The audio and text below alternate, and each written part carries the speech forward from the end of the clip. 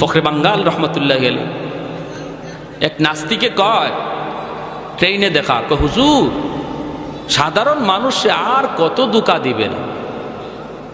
বেঈমানে কয় কিরকম?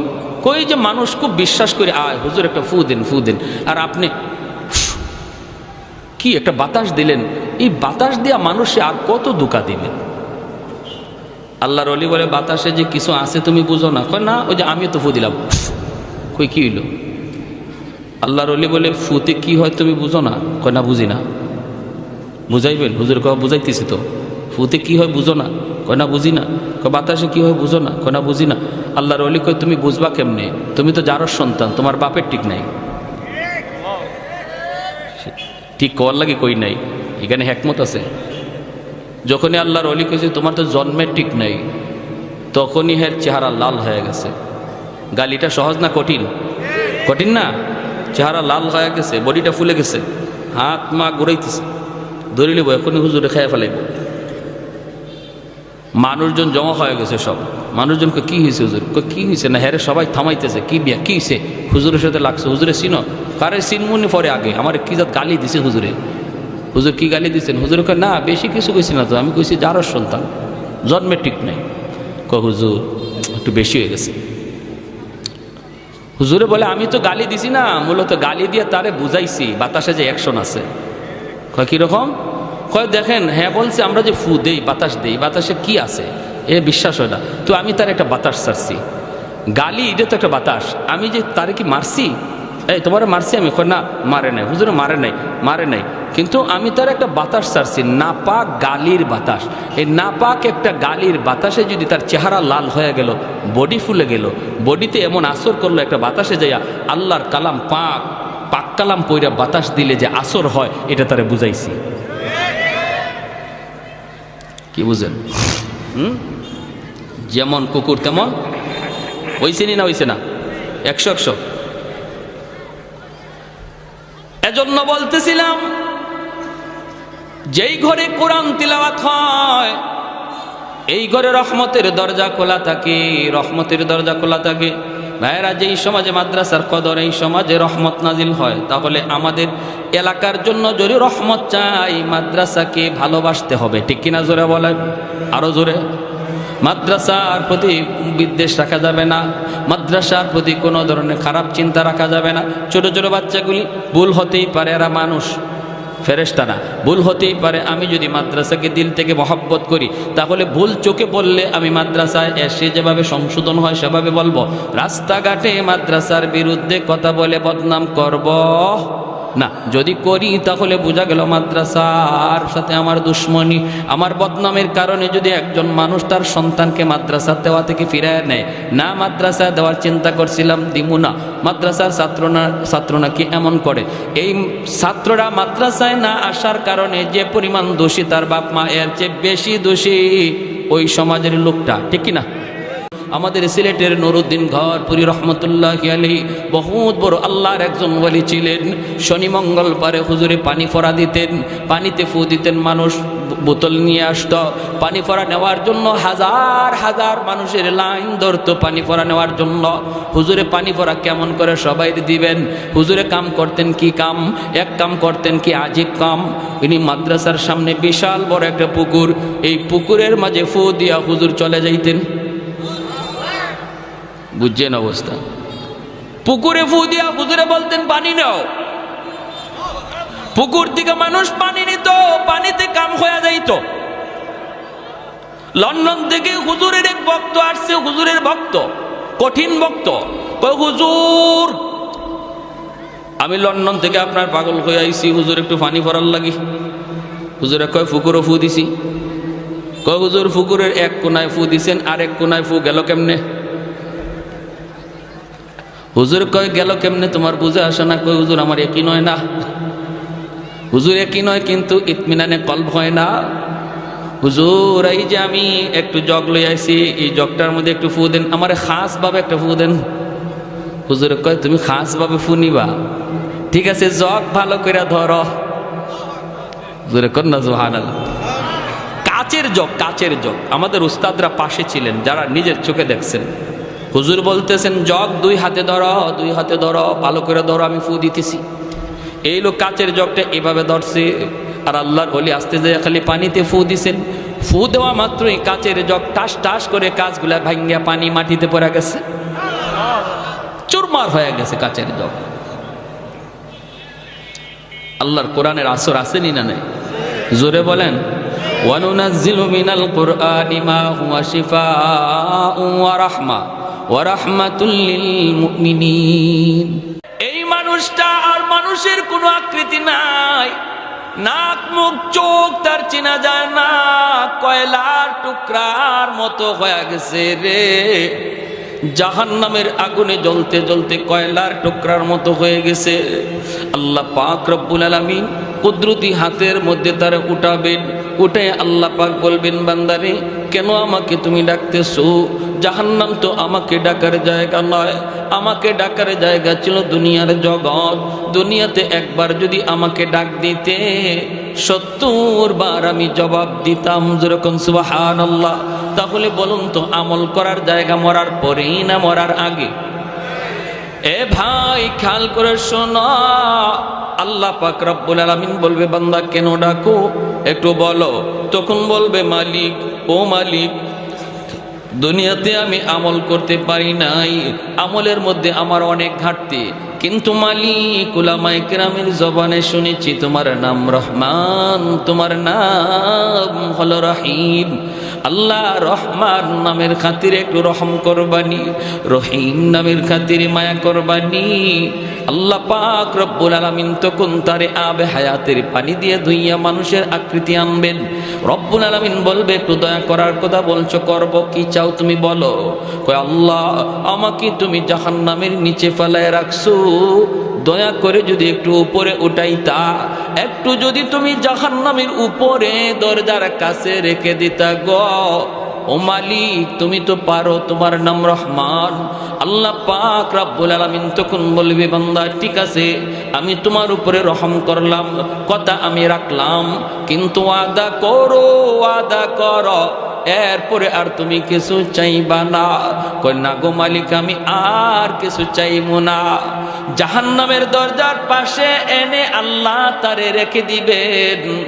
কিছুক্ষণ পরে আবার আল্লাহকে ডাক শুরু করবে, ইয়া হান্নান, ইয়া মান্নান কয়া আবার ডাক শুরু করলো। বান্দা কি হয়েছে, আবার কেন ডাক দিয়েছো? কইব, মালিক আমাকে যেই জায়গায় তুমি রেখে দিয়েছো এই জায়গাটা জাহান্নামের দরজার পাশ। আল্লাহ তুমি আমারে যেইখানে রাখছো এটা জাহান্নামের দরজার পাশ। এই জায়গাটা যেমন দরজার পাশ, ওই জায়গাটাও দরজার পাশ। আল্লাহ তুমি যদি আমাকে দয়া করে এই পাশে না রেখে ওই পাশে রেখে দিতা। তোমার নাম তো রহমান, তোমার নাম তো রহিম। বলুন তো, আপনারা বুঝে থাকলে বলুন, দরজার এই পাশ ওই পাশ বেশ কম আসেনি না নাই? আরো জোরে। এই পাশ হলো জাহান্নামের ভিতর, আর সে এখন যে পাশে যাইতে চায় এটা জাহান্নামের বাহির। সেই কথা কয় না আল্লাহ আমারে জাহান্নামের বাহিরে দিয়া দেও, এই কথা কয় না, না কয়ে বুদ্ধি করে কয়, আল্লাহ আমারে যেখানে রাখছো এটা তো দরজার পাশ, তো এই পাশে না রাখকে আমার ওই পাশে রেখে দাও। আল্লাহ পাক রব্বুল আলামিন তখন বলবে, বান্দা তুই না ওয়াদা করেছিলি আর কিছু চাইবি না? কয়, মালিক আমি তোমার দয়ার কাঙ্গাল, আমি তোমার মায়ার কাঙ্গাল। আল্লাহ তুমি তো দয়া করলে কারো কাছে তোমার জবাব দেওয়া লাগবে না। রব্বুল আলামিন তখন বলবে, বান্দারে ঠিক আছে তোর কথা আমি রাখলাম, দরজার ওই পাশেই রেখে দিলাম, কিন্তু ওই পাশটা তো জাহান্নামের বাহির।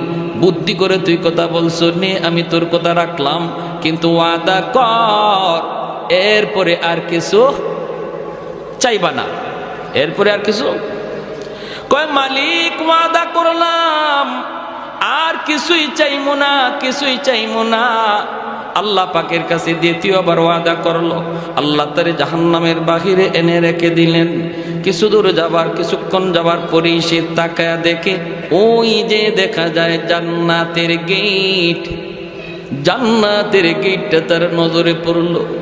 জান্নাতুল ফিরদাউস, জান্নাতুন নাঈম, জান্নাতুল মাওয়া। জান্নাতের গেটটা দেখে আবার ডাক শুরু করে দিছে, মালিক। আল্লাহ পাক তখন কইব, বান্দারে কেন আবার ডাক দিলি? কয়, মালিক আমারে তুমি যেই জায়গায় রাখছো এই জায়গাটা জাহান্নামের ভিতরেও না, জান্নাতের ভিতরেও না। আল্লাহ আমাকে যেখানে রাখছো এখানে রাখা যে কথা, জান্নাতের গেইটের পাশে রাখা এক কথা। ওই বুঝে আসছে আপনাদের? আমি বলি না আমাকে জান্নাত দিয়া দাও, গেইটের পাশে একটু রেখে দাও, এখানে রাখা আর ওখানে রাখা এক কথা। আল্লাহ পাক রব্বুল আলামিন কই, বান্দা আমিও তো বুঝি এক কথা ওই, কিন্তু তুই না ওয়াদা করেছিলি এরপরে আর কিছু চাইবি না। তখনই কই, মালিক আমি তোমার দয়ার কাঙ্গাল, আমি তোমার মায়ার ভিখারি। আল্লাহ বলেন, বান্দা নে, এই কথাও আমি রাখলাম, তোর জান্নাতের গেটের পাশেই রাখলাম, তবে ওয়াদা কর এরপরে আর কিছু চাইবি না। কয়, মালিক আর কি চাওয়ার আছে? এতদূর পর্যন্ত আইছি, এটাই শুকরিয়া, এর বেশি আর কেমনে চাইমু? আমার পুঞ্জি নাই, আমার তো মূলধন নাই। আল্লাহ বললেন, ঠিক আছে, ইয়াদ রাখিস, জান্নাতের গেটের পাশে এনে যখন আল্লাহ রেখে দিলেন, এইবার সে জান্নাতের ভিতরটা দেখার জন্য পাগল, একটু ছিদ্র তালাশ করে, ছিদ্র দিয়া জান্নাতের ভিতরটা একটু দেখবে। আল্লাহ পাক রব্বুল আলামিনের মানসা হলো তারে আল্লাহ পাক জান্নাতের ভিতর দেখাবে। এরে যুবক, আজকে কোন নেশায় পড়ে তুমি এত পাগল হইছো? কোন পাগলে তোমারে পাইছে? কোন শান্তির আশায় তুমি দৌড়াইতেছো? কোন মজা পাইয়া বেঈমানদের ষড়যন্ত্রে পা দিয়ে দিছো? জান্নাতের যে শান্তি আর নিয়ামত আর আনন্দ, আল্লাহ পাক জান্নাতের গেট অল্প এক পলকের জন্য আল্লাহ গেটটা একটু ফাঁক করে দিবে তার এক নজর দেখার জন্য। সুবহানাল্লাহ, জোরে কোন। যেই মাত্র নজরটা একটু এক পলকের জন্য জান্নাতের ভিতরে পড়ছে, সাথে সাথে আবার গেট লেগে গেল। এক পলকের জন্য জান্নাতের আরামাইশ, আনন্দ আর চিত্ত বিনোদনের যেই দৃশ্য আল্লাহ রেখে দিয়েছে, এই দৃশ্য দেখা মাত্রই আবার পাগল হইয়া ওয়াদার কথা বইলা আবার ডাক শুরু করছে। আল্লাহ আবার বলবে, বান্দা আবার কেন ডাক দিলি? তখনই কয়, আল্লাহ আমারে কি দেখাইছো তুমি? এতদিন দেখি নাই, ভালোই তো ছিলাম, দেখে তো পাগল হয়ে গেলাম।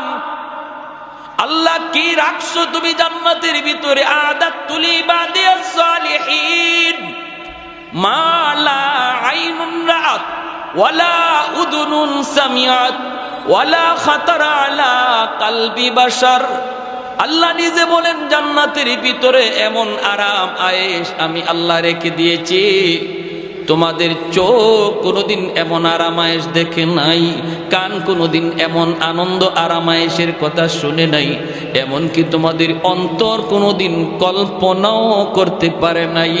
এত আনন্দ, এত আরাম আমি জান্নাতে রেখে দিয়েছি রে বান্দা। ভাইয়েরা, বন্ধুরা, এই দৃশ্যটা দেখা মাত্রই সে পাগল হয়ে আবার ডাক দিবে। আল্লাহ পাক রব্বুল আলামিন বলবে, বান্দা কি হয়েছে বল? কয়, মালিক আমার এক নজর দেখে তৃপ্তি মিটে নাই, আল্লাহ আমাকে তুমি একটু ভালো করে দেখার সুযোগ দিবানি? আমি শুধু জান্নাতের ভিতরে ঢুকবো দেখার জন্য, দেখি আবার দৌড় দিয়া বের হয়ে আসবো। আমি জান্নাতে থাকবো না, কারণ থাকার মতো আমার কাছে কোনো মূলধন নাই, পুঁজি নাই, আমার তো জীবনে নেক আমল কম। আল্লাহ আমি তো আমল করতে পারি নাই, কিন্তু অন্তরের মধ্যে ঈমান রয়েছে। নবী বলেন, লা ইয়াদখুলুন নারা আহাদুন ফি কলবিহি মিসকালু হাববাতি খারদালিম মিন ঈমান। ঈমানের সরিষা পরিমাণ দানাও যার অন্তরে থাকবে, আল্লাহ তারও চিরকাল জাহান্নামে জ্বালাবে না। জোরে কোন সুবহানাল্লাহ। আল্লাহ পাক রব্বুল আলামিন কইব, বান্দা এবার তুই নিজে বল কতবার তুই ওয়াদা করলি আর কতবার ভাঙলি রে? তখনও কইব, মালিক আমি তোমার দয়ার কাঙ্গাল, আমি তোমার মায়ার কাঙ্গাল। আল্লাহ পাক তখনও তার উপরে দয়া করবে। কেন দয়া করবে না? কারণ আল্লাহর মানসাই হলো তারে জান্নাত দেওয়া। সর্বশেষ জান্নাতি, এরপরে কোন লোককে আল্লাহ আর জান্নাতে দিবে না। সেই সর্বশেষ জান্নাতের দরজা আল্লাহ সিলগানা মারবে, আর কোনো মানুষ জান্নাতে ঢুকতে পারবে না। এই মানুষটার আল্লাহ বলবে, যা দিলাম তোরে জান্নাত দেখার, কিন্তু সময় কত দূর, আল্লাহ ঢুকমু আর বের হয়ে আসবে। আল্লাহ পাক এই কথার মধ্যে ওয়াদা সিনি, ওয়াদা ওয়াদা ওয়াদা 100% বলে আগের মতোই না, নতুন করে না, আগের মতো না, আগের মতো না, এই ওয়াদা আমি ভাঙবো না, ঢুকবো আর বের হয়ে আসবো। আল্লাহ বলতেছেন বারবার, শোন ভালো করে বল, আগের মতো নাকি পাকা পোক্তা? কয় পাকা পোক্তা। আল্লাহ আগের মতো হবে না। এইবার আল্লাহ পাক বললেন, ঠিক আছে ঢুকবি আর বের হয়ে আসবি, দেরি করবি না। যেই মাত্র আল্লাহ পাক জান্নাতের গেটটা একটু খুলে দিবেন তার জান্নাত দেখার জন্য, মায়ার নবী হাদিস শরীফের ভিতরে বলেন, এই লোকটা তখন 16ই ডিসেম্বরে দৌড় প্রতিযোগিতায় যেমন বাচ্চারা দৌড় দেয় কোমর একদম শক্ত কইরা, সেও এরকম প্রস্তুতি নিবে দৌড় দেওয়ার জন্য। গেটটা খোলা মাত্র এমন একটা দৌড় দিছে, আর পিছনের দিকে আর ফিরে তাকায় না, শুধু ভিতরে ঢুকে দেখা দেখি বন্ধ, খালি ভিতরে ঢুকি।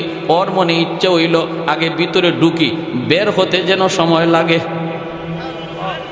দেখমু পরে, আগে ভিতরে ঢুকি, যদি আল্লাহ বের হ বাইরে বার সময় খালি দেখমু। এমন দৌড়, আর পিছনে তাকায় না। আল্লাহ পাক দিছে ধমক, এই বান্দা থাম। ধমক খাইয়ে থামছে। আল্লাহ পাক কয়, কি রে, এটাই ওয়াদা ছিল? এটাই কি তোমার সাথে কথা ছিল? বের হও। যখনই আল্লাহ বলছে বের হও, তখনই মাথাটা নিচের দিকে দিয়া অনুতপ্ত হইয়া অনুশোচনার সাথে কই, মালিক তুমি আমাকে বুঝি জান্নাত থেকে বের করে দিবা? আল্লাহ পাক কয়, আমি কেন বের করব? তুই তো নিজেই বললি জান্নাতে ঢুকবি আর বের হয়ে আসবি। কোন মালিক, তুমি যদি আমাকে জান্নাত থেকে বের করে দাও গো, তাহলে তোমার ওয়াদা ভাঙ্গা হবে। আল্লাহরে কয়, কথা বুঝছেন? আমারে যদি এখন তুমি জান্নাত থেকে বের করে দেও, তোমার ওয়াদা ভাঙ্গা হবে। আল্লাহ পাক কইলি কি তুই? আমি তোর সাথে কখন ওয়াদা করলাম? এতক্ষণ পর্যন্ত শুধু ওয়াদা করলি তুই, আর ভাঙলেও তুই। এখন আমি তোর সাথে কখন ওয়াদা করলাম? কয় মালিক, আমার সাথে ওয়াদা করো নাই, কিন্তু মুমিনদের সাথে কোরআনে ওয়াদা করেছো। আমি উলামায়ে কেরামের জবানে শুনছি, আল্লাহ তুমি যারে একবার জান্নাত দাও, এই জান্নাত থেকে আর তুমি বের করো না, এটা তোমার ওয়াদা নি। আল্লাহ পাক কই, হয় এটা তো আমার ওয়াদা ঠিকই আছে। কই যদি ওয়াদা ঠিক থাকে, আমি তো কোনো না কোনো শুরুতে বুদ্ধি করে হোক আর চালাকি করে হোক ঢুকে গেছি। আমি তো জান্নাতে ঢুকে পড়েছি, বুদ্ধি করে হোক আর চালাকি করে হোক জান্নাতে ঢুকে পড়েছি। এখন যদি তুমি আমাকে বের করে দেও, তোমার ওয়াদা খেলাফি হয়। রব্বুল আলামিন তখন কুদরতি মুস্কি হাসলেন। সুবহানাল্লাহ, জোরে কর, আর একটু জোরে কর না সুবহানাল্লাহ। আল্লাহ কুদরতি মুস্কি হাসা কই, বান্দারে চালাকিটা তো কম করলি না। মনে হয় বাঙালি, চালাকিটা তো কম করলি না। হ্যাঁ, সব খবর না রাখলেও এক খবর রাখছো, আমার ওয়াদার খবর, ঠিক কিনা? ঠিক আছে, তুমি যা শুনেছো ঠিক শুনেছো, ঠিক শুনেছো। ওই জায়গাটার মধ্যে আল্লাহ হাসছেন।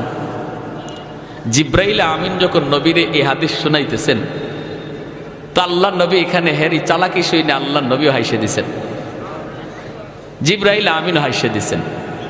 তা আল্লাহ নবী জিজ্ঞেস করতেছে, নবী সাহাবীদেরকে শোনাইতেছেন, সাহাবায়ে কেরামও এখানে হাসে দিছেন। সাহাবায়ে কেরাম আল্লাহ নবীরে জিজ্ঞেস করে, নবীকে হাসলেন কেন? নবীকে আমি হাসছি কেন এটা কি বলবো? জিব্রাইল আমারে শোনায় আর হাসে। জিব্রাইল হাসছে। আমি জিব্রাইলকে জিজ্ঞেস করেছিলাম, ভাই জিব্রাইল আপনি হাসলেন কেন? জিব্রাইল কয়, নবীকে আমি হাসবো না, আল্লাহ নিজেই হাসে দিছে। হের কথা শুনে আল্লাহ নিজেই হাসে দিছে। এজন্য এই হাদিস আমাদেরকে আমাদের উস্তাদরা পড়াইছেন, আমিও আপনাদেরকে শোনাইলাম। এই জায়গাতে আইসা সবারই একটু মুচকি হাসি বের হয়। আর এই হাসিটা এমন এক সুন্নত, সাহাবায়ে কেরামের সুন্নত, নবীর সুন্নত, জিব্রাইলের সুন্নত, আল্লাহর সুন্নত। সুবহানাল্লাহ। কিয়ামত পর্যন্ত আমার নবীর এই হাসিটা জারি থাকবে।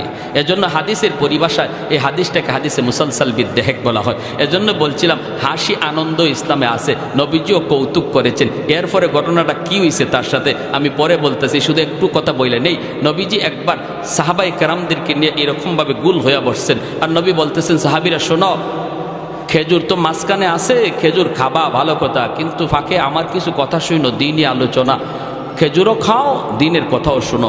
সাহাবা একরাম গুল হইয়া বসছেন, নবীজির পাশেই বসছেন নবীজির দামান, আমাদের সিলেটি ভাষায় কয় দামান, আপনারা বলেন মেয়ের জামাই, ঠিক না, জামাতা। কিনি কে? হযরত আলী রাদিয়াল্লাহু তাআলা আনহু। 4 খলিফার মধ্যে প্রথম 2 খলিফা নবীর কি হন? শ্বশুর। জিগাও নে, খেলোয়াড়ের নাম যুবকরা সবার আগে কইব, কিন্তু এই জিনিসের খবর নাই। 4 খলিফা, প্রথম 2 খলিফা নবীর কি হন? শ্বশুর। পরের 2 খলিফা জামাই, হযরত ওসমান গনি আর হযরত আলী রাদিয়াল্লাহু তাআলা আনহু। এই দুজন হলেন নবীজির মেয়ের জামাই।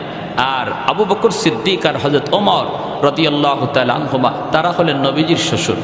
তো আলী রাদিয়াল্লাহু তাআলা আনহু নবীজির মেয়ের জামাই, অর্থাৎ খাতুনে জান্নাত ফাতেমা রাদিয়াল্লাহু তাআলা আনহাকে নবী আলীর কাছে বিয়ে দিয়েছিলেন, এই হিসাবে জামাই। আবার আরেক সম্পর্কে চাচাতো ভাই। তো পাশে বসা নবীজির, খেজুর খাওয়া চলছে, নবীজি দ্বীনের আলোচনা করতেছেন, সবাই আলোচনা শুনতেছে আর খেজুর খাইতেছে। খেজুর খাওয়া শেষ, আলোচনাও শেষ। এইবার নবী বলেন, শোনো, অনেক আলোচনা হলো, মাঝখানে একটা খেজুরের স্তূপ, এটাও শেষ। খাওয়াও চলছে, আলোচনা হইছে, এখন বোঝা দরকার কে কি পরিমাণ খেজুর খাইল, একটু বোঝা লাগবে। সাহাবায়ে কেরাম বলে, নবী গো, কেমন করে বুঝবো? খেজুর তো ফেটে গেছে, কার ফেটে কদ্দুর ঢুকছে এটা বুঝবো কেমনে? নবী কই, বোঝার সুরত আছে, যার সামনে যেই পরিমাণ বিচি, বোঝা যাবে সে ওই পরিমাণ খাইছে, ঠিক না? সবাই যার যার উরের দিকে তাকাইছেন, দেখেন না বিচি মিল মতোই আছে, যা খাইছেন তাই আছে। কিন্তু সবাই নজর করে যখন আলীর দিকে তাকান, দেখেন আলীর সামনে খেজুরের বিচির স্তূপ, ডাবল বিচি, গিলা দেওয়া।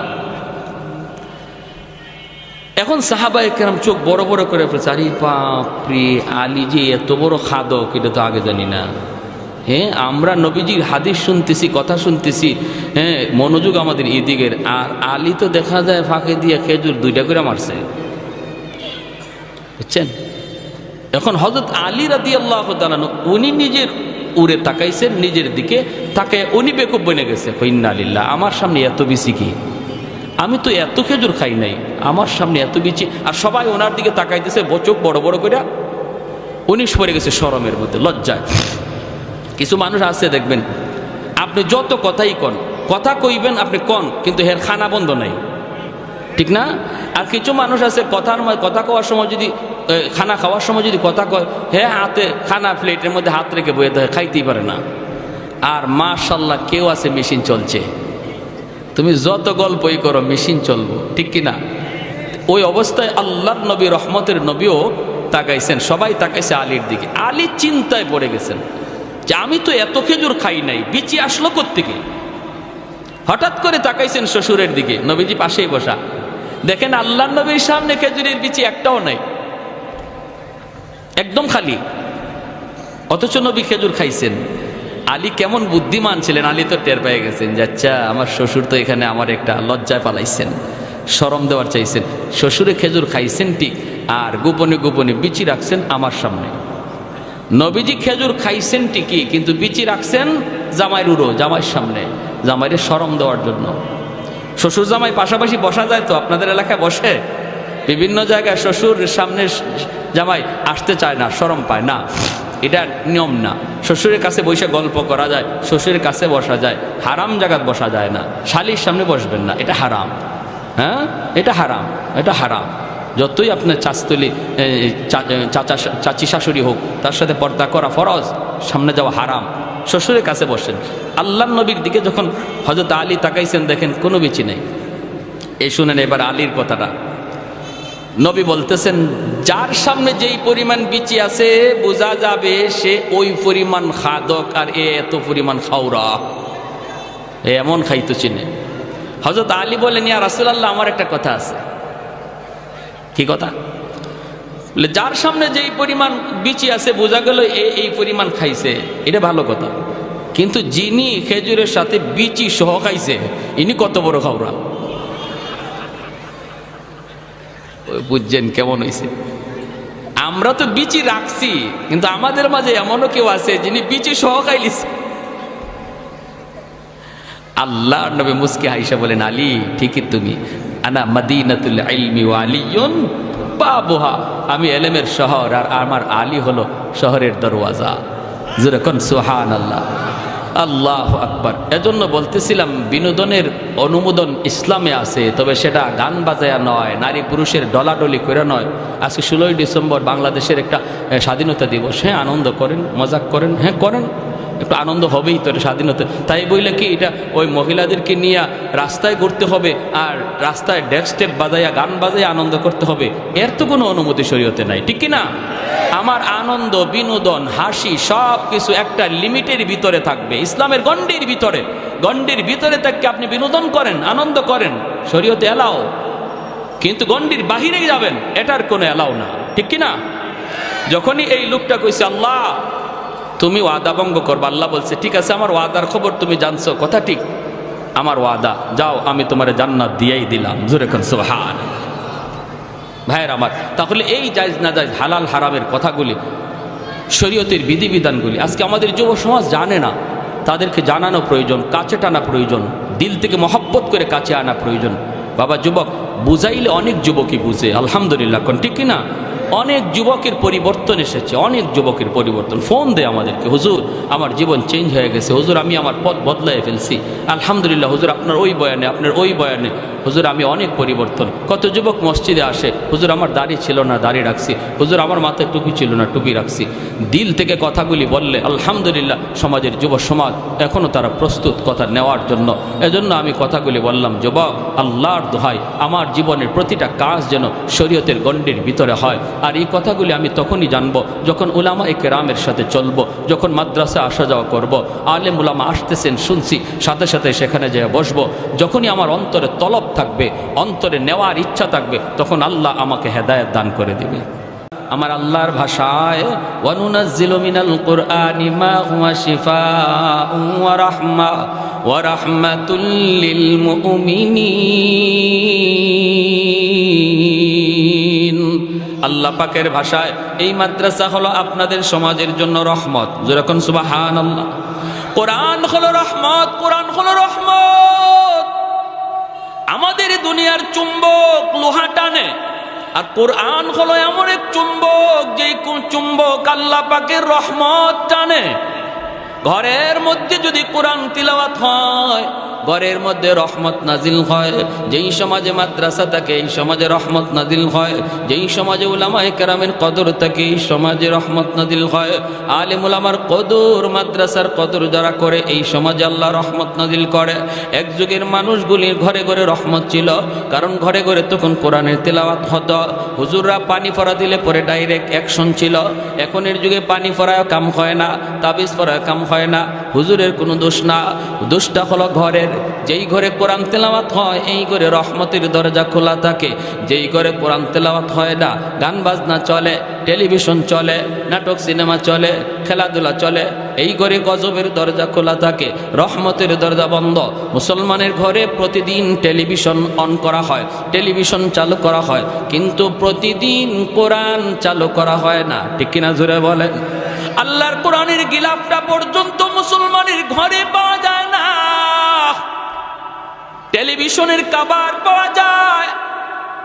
হুজুর পানি ফোড়া দেয় আপনার ঘরে ঢুকার জন্য, কোরআনের আয়াত পড়া হুজুরে ফু দিল, এই ফু আপনার ঘরে ঢুকতে যায়, যায় দেখি ঘরে রহমতের দরজা বন্ধ, ঠিক কিনা? ঠিক কিনা?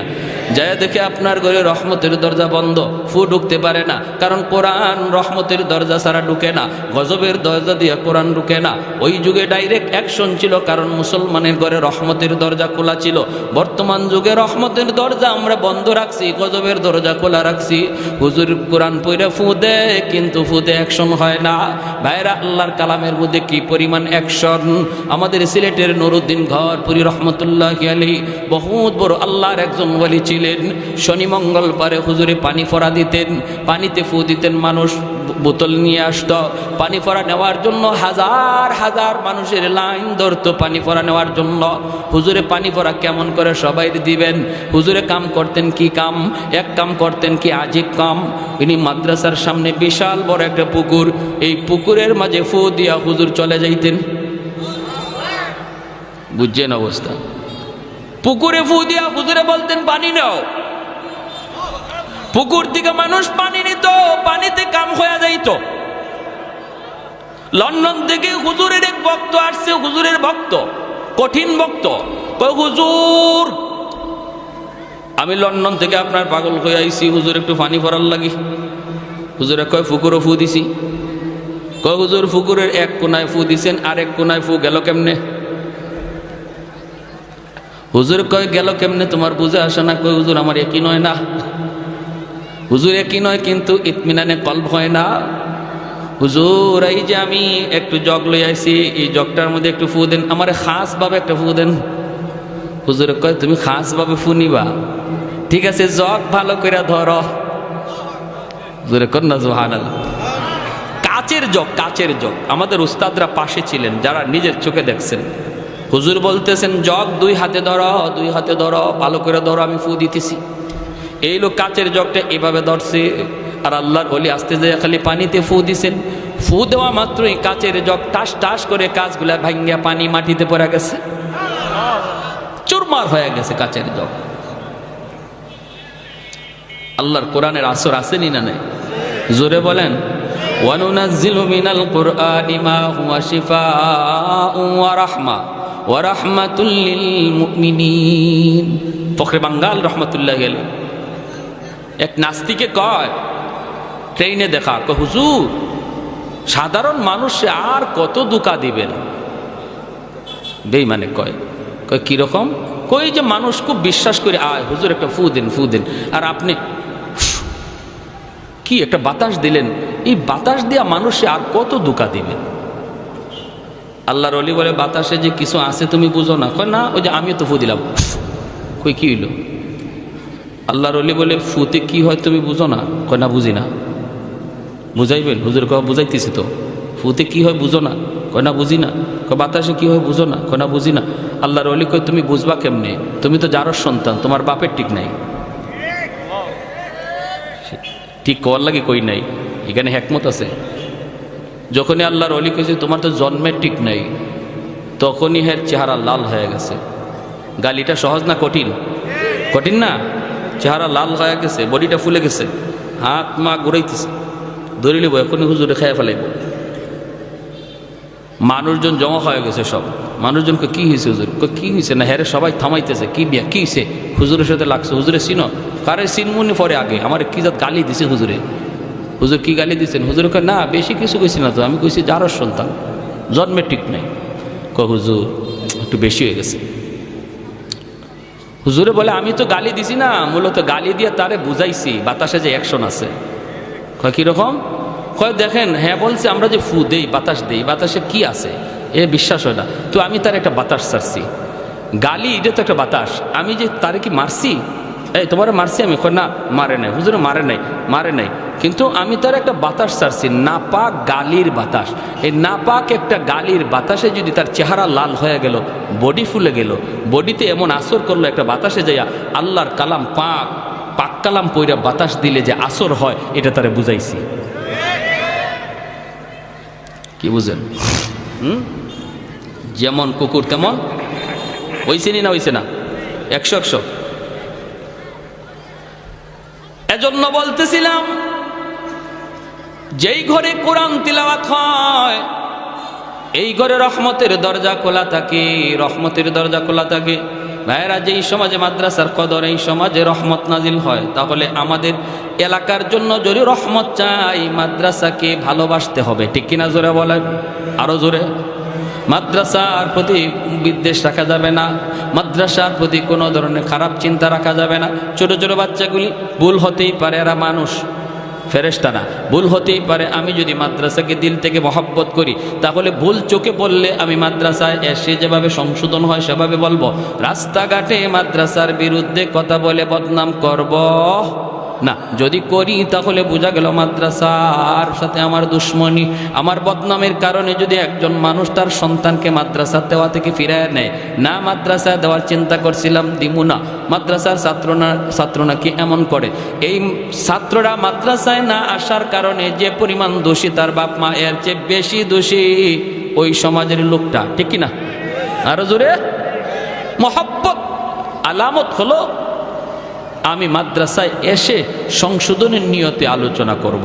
ছোট ছোট বাচ্চা, মিয়া শুনেন, ভালো করে শুনেন, স্কুল কলেজের বাচ্চাদের সাথে মাদ্রাসার ছাত্র এই শয়তান থাকে না, শয়তান থাকে ওই মাদ্রাসার ছাত্রের লগে।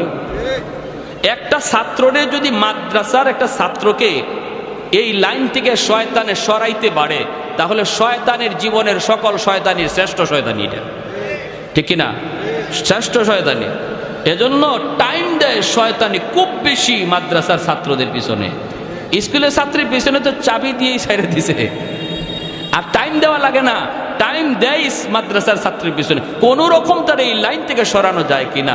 আমরা যখন বিশেষ করে হিফজের ছাত্ররা, বিশেষ করে হিফজখানার ছাত্র, এরা একদম একদম বেহালত অবস্থা। আমরা তো হিফজে পড়ছি না, জামাতে পড়ছি। যখনই মাদ্রাসার নামাজের টাইম হতো, হিফজের ছাত্ররা মসজিদে আসতো, তখন আমরা জামাতের ছাত্ররা ওদেরকে সাইড দিতাম আর বলতাম ইয়াজুজ মাজুজ আসতেছে। কারে ঘুষি দিব, কারে কোন দিকে হালাইব লাথি দিয়া, কোন গাছের ডাল ছিঁড়বো, এটা হিসাব নাই। কারণ এতক্ষণ পর্যন্ত আসিল একটা বন্দির ভিতরে, পারছে না, শয়তানে আঙ্গুল দিয়েও পারছে না, কারণ হুজুরে বেদ সামনে। আর এখন একটু সুযোগ পাইছে, এজন্য আসতেছে, এজন্য আসতেছে। একদিন আমি সিলেট এক মাদ্রাসায় পড়ি, যখন ওই পিছনে নামাজে দাঁড়াইছে আর হিফজের ছাত্ররা পিছনে কিলাকিলি ঘুষাঘুষি শুরু করে দিছে। মাদ্রাসার একজন এই খুব শুভাকাঙ্ক্ষী একজন মুরব্বী মানুষ, হাজি সাহেব, মাদ্রাসার পাশেই, মাদ্রাসার দিকে খেয়াল করে, মাশাআল্লাহ খুব ভালো, কিন্তু উনি দোষ ধরে বেশি বেশি, মাদ্রাসার ছাত্রদের ভুল বেশি ধরে, উস্তাদদেরকে বলে। তো ওনারে দেখলে আমরা ভয় পাইতাম, একদম সোজা হয়ে দাঁড়াই থাকতাম। উনিও মসজিদে নামাজে, আমরাও নামাজে, পিছনে ধুমধাম শুরু হয়েছে কিলাকিলি ঘুষাঘুষি। নামাজ শেষ হওয়ার পর আমি মনে মনে ভাবতেছি, আল্লাহ আজকে হাজি সাহেব যে কি কয় আল্লাহ জানে, আল্লাহ জানে। নামাজটা শেষ হয়েছে, পরে হাজি সাহেব দাঁড়াই গেছে, হুজুর। মসজিদ নীরব। সিলেটি ভাষা বুঝেননি আপনারা? কিছু কিছু বুঝেন, বুঝছেন? অতানি ভুয়া ফান্ডে হিকাইন, তেল লাগলে তেল দেই, ডাউল লাগলে ডাউল দেই, চাউল লাগলে চাউল দেই, আর ফুয়াইনতে যে কিতা শুরু করেন, খাইয়া তেল বানায়, মানে যা চাই না আপনারা, আমরা তো তাই দেই। আর এই তেল খাইয়া বলে পিছনে নামাজে কিলাকিলি ঘুষাঘুষি করে। নাজিম সাহেব হুজুর দাঁড়াইছে, নাজিম হাজি সাহেব বন বন বন, হাজি সাহেব কি হয়েছে? ও মা, তুমি কি হয়েছে? নামাজ পড়তাম পারছি না, ফুয়াইনতের কিলাকিলি আর ঘুষাঘুষির তেলায়। হুজুরে কয়, হাজি সাহেব হনুকাতে হনুকা ফুয়া ফানে পিছনে ঘুষাঘুষি কইরে তো আমার আপনারে নামাজ পড়ার সুযোগ করে দিছে। অতা খেতাম আপনি বলে যে অত তো শয়তান আইবার লইছিল আমার আপনার দ্বারো, আইয়া আমারে আপনারে কিলাকিলি লাগাইতো, ফুয়া ফানে পিছনে শয়তানরে আটকায় রাখছে, নইলে তো আমি আপনি কিলাকিলি লাগাই দিতাম। কই ওটা হাদিস তো হুজুর আগে শুনছি না, তে তো বালা, তে তো বালা, তে তো ফুয়াইনতে বালা কাম করছো। বুড়া মানুষ, আমি কি কিলঘুষি লইতে পারতাম নি? এই অবস্থা। এজন্য বলি, ছোট ছোট বাচ্চারা একটু এদিক সেদিক নড়াচড়া হরকত করব, এগুলা মায়ার দৃষ্টিতে দেখবেন, মায়ার দৃষ্টিতে। কারণ এরা জেনতেন কোনো মানুষ না, আল্লাহর পছন্দকৃত, আল্লাহর বাছাইকৃত, আল্লাহ বাছাই করে আনছেন। এই সিনার মধ্যে আল্লাহর কালাম আমানত থাকবে। মায়া করে ডাক দেবেন, বাবা এদিকে আসো, নেসাদজি এদিকে আসো, মুন্সি সাহেব এদিকে আসো, নাম ধরেও না, আল্লাহ সবাইকে বুঝার এবং আমল করার তৌফিক দান করুন। যা কিছু শুনলাম, বিচ্ছিন্ন কিছু কথা বললাম, আল্লাহ সবাইকে আমল করার তৌফিক দান করুন। ওয়া আখির দাওয়ানা আনিল হামদুলিল্লাহ।